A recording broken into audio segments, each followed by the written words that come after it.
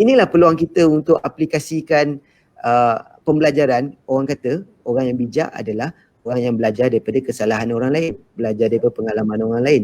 Jadi kita tengok Jepun pada waktu itu pernah, dan dia bangkit menjadi satu ekonomi, satu kuasa ekonomi yang besar pada waktu itu.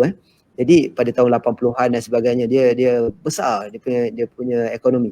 Jadi apa yang membuatkan dia boleh bangkit tu? Antara lain adalah Minda Kaizen ni lah. Minda Kaizen ni adalah salah satu. Dia ada banyak faktor tapi salah satu. Jadi kalau kita kata boleh tak orang Malaysia, kalau orang yang dalam kemusnahan boleh pakai dan boleh bangkit, takkanlah kita yang boleh tahan ni tak boleh gunakan dan bangkit. Kita tak suruh pakai tu dia ekstrim, jadi macam orang Jepun. Kita pun ada agama, kita pun ada kita punya budaya sendiri dan sebagainya. Tapi kalau kita aplikasikan, dan saya dah tunjukkan tadi, saya sendiri bukan bercakap kosong, saya dah aplikasikan Kaizen mindset ni di apa yang saya tunjukkan tadi dari segi larian, dan saya masih lagi mengaplikasikan dalam satu konteks lain yang mana saya cuba penambahbaikan yang sikit. Dia bukan suruh ekstrim, dia suruh sikit. Hari ini lebih baik daripada semalam.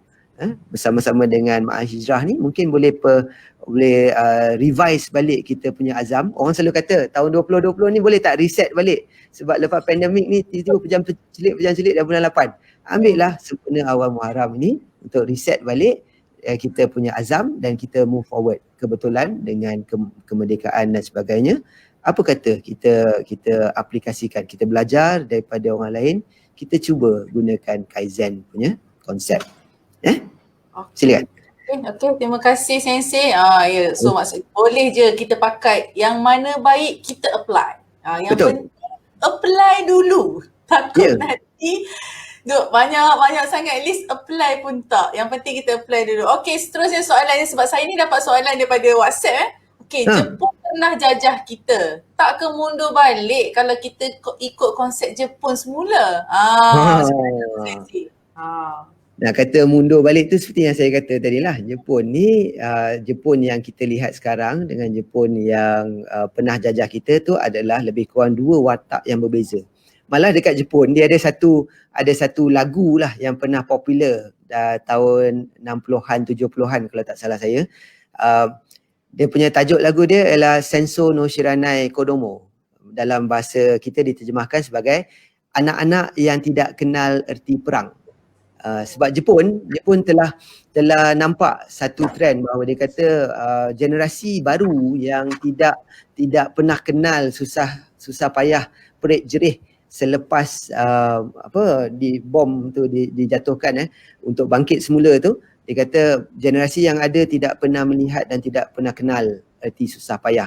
Jadi dia kata dah rosak dah budak-budak Jepun ni. Jadi apa yang berlaku adalah awareness tu ada, tapi perangai tu macam tu sebab okey kan, semua moden, semua ada dan sebagainya. Lepas tu tiba-tiba siapa ingat tsunami berlaku dan juga nuclear plant Fukushima. Dia ada memberikan kesan. Jadi dengan itu Jepun secara totaliti telah ingat balik keadaan susah untuk bangkit semula, dan dia gunakan perkara yang sama. Kalau kita pernah lihat semasa tsunami dan bagaimana Jepun bangkit semula dalam tempoh 11 bulan. Tak sampai setahun dia dapat bangkit semula.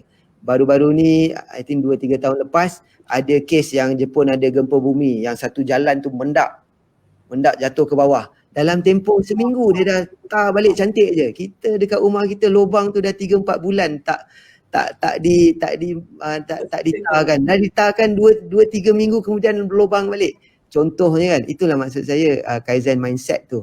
Adakah kita mundur ke belakang kalau kita ikut sesuatu yang telah terbukti, proven method? Itu anda jawablah kan, anda jawab sendiri. Adakah kita mundur ke belakang? Orang juga boleh argue.